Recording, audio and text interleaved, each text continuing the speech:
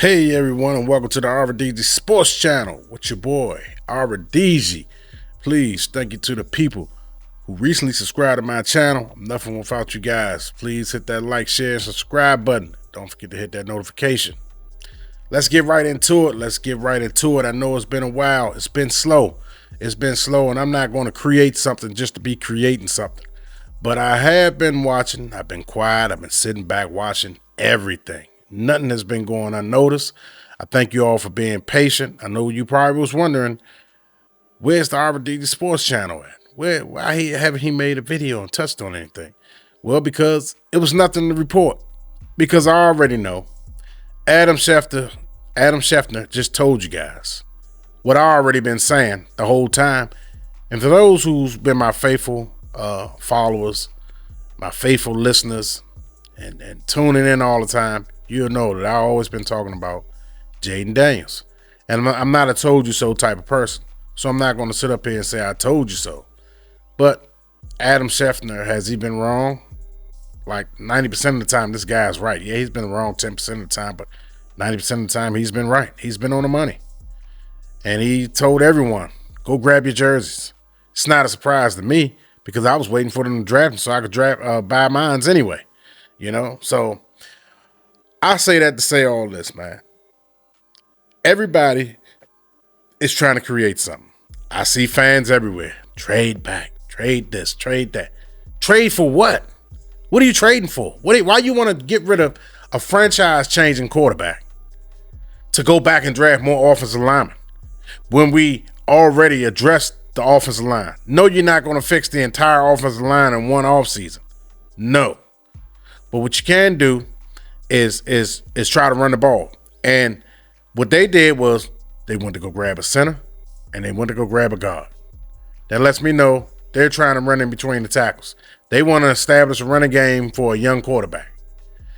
And that's how you develop a young quarterback.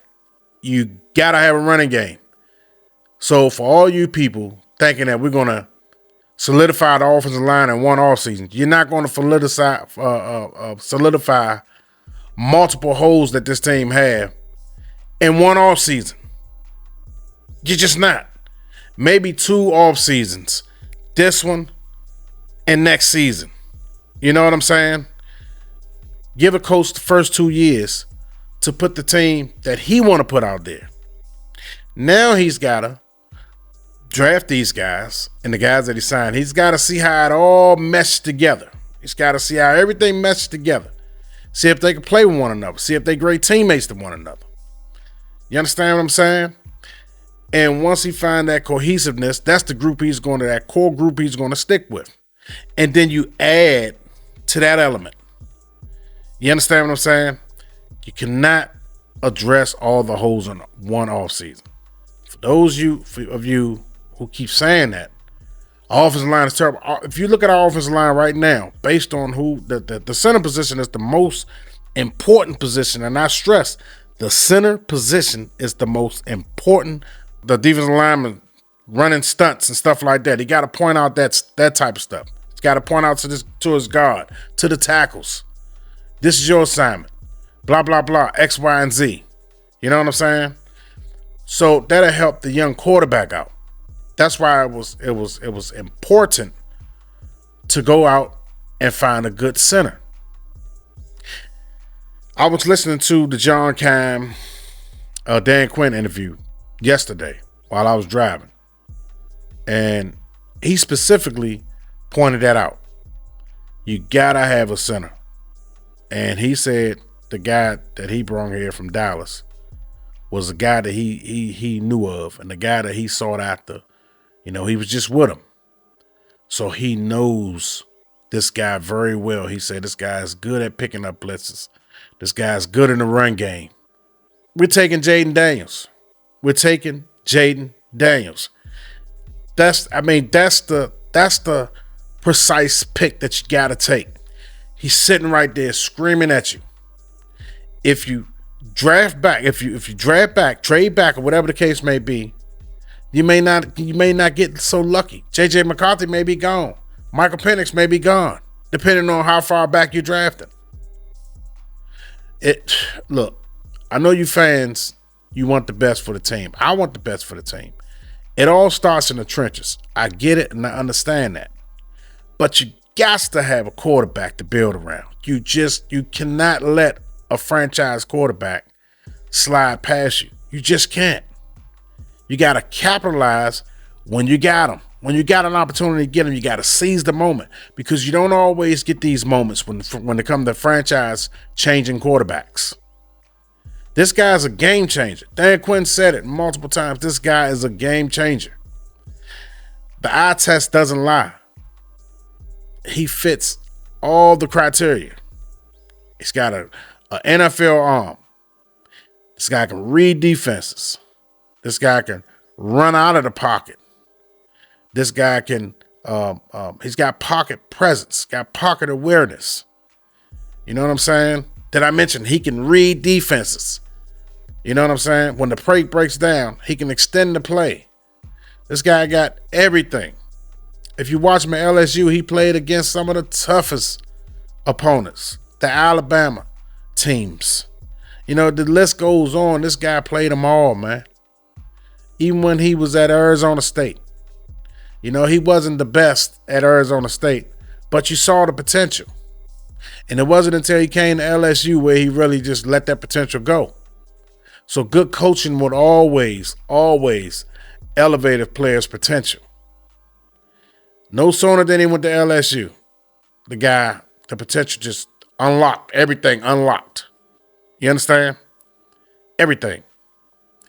You know, that's what we're going to provide. We're going to provide good coaching. And like Dan Quinn says, I play off the player's strength, what he can do best. This guy can do the read option and he can drop back. So he's a combination quarterback. That's rare. That's a rare specimen. You cannot pass that up. A Caleb Williams type quarterback. You cannot pass those two guys up. If Chicago doesn't pick Caleb Williams, they're fools. They're simply fools. If the Commanders don't draft Jaden Daniels, they're fools. I love J.J. McCarthy. I love Michael Penix. I like Bo Nix. Drake May.